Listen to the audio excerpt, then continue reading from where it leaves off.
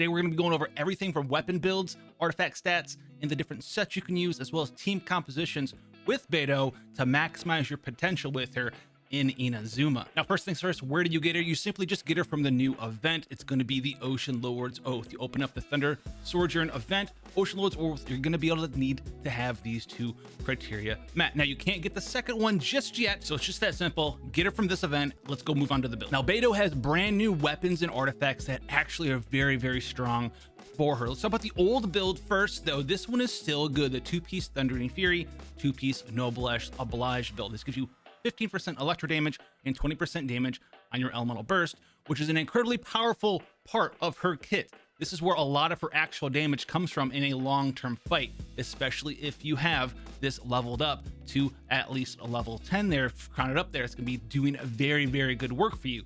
So level this up. It's going to be awesome. Tide Color strong as well, too, for that counter hits. That's going to be insanely good. But why are we wearing these two pieces, and what substats and main stats are we doing? Well, we do all electro damage, and the elemental burst damage does apply to the different ping pong of the electros that are going to be bouncing around in your enemies. Now, for substats on this one, Beidou, as you notice, her elemental burst is very, very energy hungry. It's 80 energy cost. So what you're going to be wearing for most builds, there is a new weapon that's going to change this for you, and it's one of our best weapons too. But what you're going to be doing here is you're going to be wearing an energy recharge sands. So this is going to help you out on retaining that energy so you get the elemental burst up as fast as possible. And it really is what separates a good Beidou build from a pretty much terrible Beidou build. Is some people put all of their effort on the E, really focus on that E plus Q at the same time. This is going to help you out with that Q build. Now, your goblet here is obviously going to be an electro goblet. A lot of her damage is coming from the electro here with her E and her elemental burst. And then obviously you're wearing some sort of crit circlet. If you have a lot of crit rate in your substats, then wear a crit damage circlet. If you have a lot of crit damage in your substats, wear a crit rate circlet. You want to try to keep it a 2-to-1 ratio in stats. So for every 2 crit damage you have, try to get at least 1 crit chance there. As you can see, I'm like 51 and 127, just below mathematically the best way to run her is 2-to-1 crit rate to crit damage there. So that's going to help you out a long term there. 177 energy recharge. You want to have 175 to 200% depending on who you're running her with and how many particles you're generating there. And then after you have those criteria met, you can poke it into more crit chance, more crit damage, and more attack percent as well. Now, the new set for her there is actually going to be this awesome set, the Emblem of Severed Fate set. The 2-piece gives you 20% energy recharge, and the 4-piece increases your elemental burst damage by 25% of your total energy recharge. So if you hit that 200%, which we hit pretty easily here if we swapped over to this Emblem of the Severed Fate set that our Electro Travelers using at this moment, but that would get us up to 197%. If we hit 200%, that would give us 50% elemental burst damage. That's going to be a little bit more than we're getting from this set here. And on top of that, it's going to help us fill our elemental burst gauge up just a little bit faster with that 20% extra energy recharge. You'll be running this set the same substats as the previous set. You're looking at a crit something helm here, electro damage goblet, and then obviously an energy recharge sands for our Beidou in that different set. Now, weapon selection, guys, everyone knows 5-star weapons are good. If you have the Wolf's Gravestone, that's amazing. But what are some other alternatives here if you don't have a 5-star weapon? She's got 3 incredibly good choices. Now, one of them is going to be the Serpent Spine. This is a battle pass weapon. You don't have access to this one, that's totally okay. The other one is actually from the Star Glitter Exchange Shop, and that is the Black Cliff Slasher, which is very powerful in what she specializes in, AoE circumstances. It gives you crit damage as a substat, also gives you attack percent for slain enemies. You can get up to 3 of these stacks. If you buy multiples of those, you can get up to 72% attack.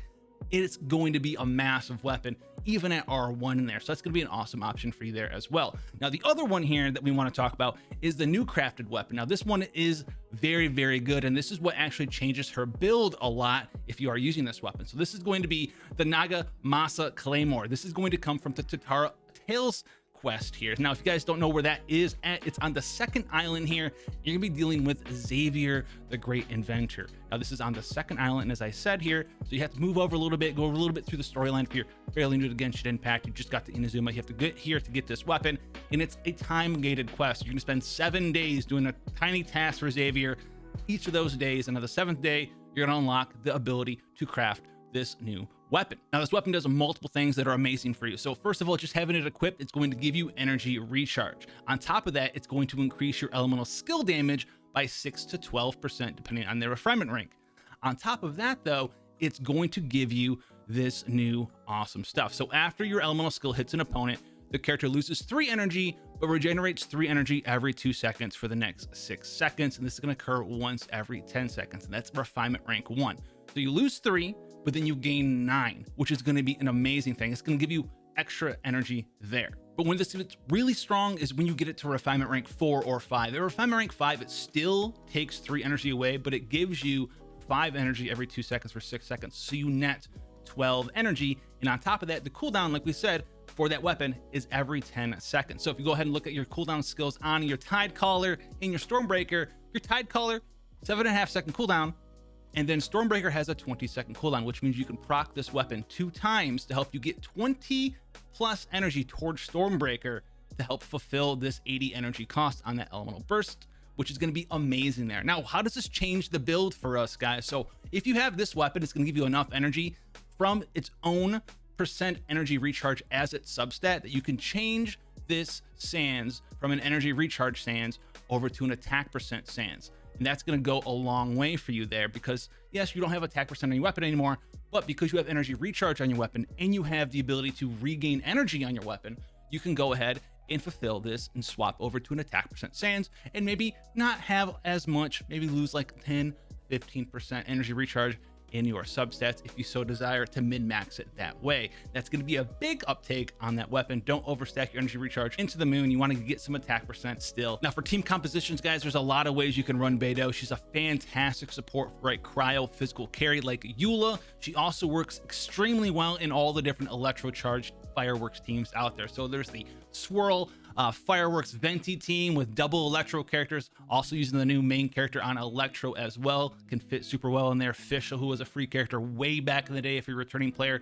works super well in there. You can also substitute Venti for Sucrose, you can substitute Venti for Kazuha. That's going to be awesome there as well. Then you throw in another hydro character and you have electro charge spam everywhere. You can use Xingqiu, or you can go as far as throwing in your big boy Child, which is one of his, if not his best team, period, currently in Genshin Impact. Child, Animo character, and then 2 electro characters, Beidou being one of the best. Now, one final thing about Beidou, if this was your second or more copy here, this is going to be awesome to have access to the Constellation 2 Stormbreaker's Arc. Lightning can jump to additional targets. This means that when you elemental burst with her, this thing is going to go willy-nilly. It already goes willy-nilly because it already jumps. Now it's going to jump additionally through multiple enemies, so it's going to be even more damage, which is why those new elemental burst focus sets are so good on her. It's fantastic. 173 mod seems bad, but when that thing pops off and hits like 4 dudes on every time you attack with Stormbreaker up, it's gonna be fantastic for you. So utilize Beidou, get her E out there for maximum damage, have her Q doing maximum damage, and then have her support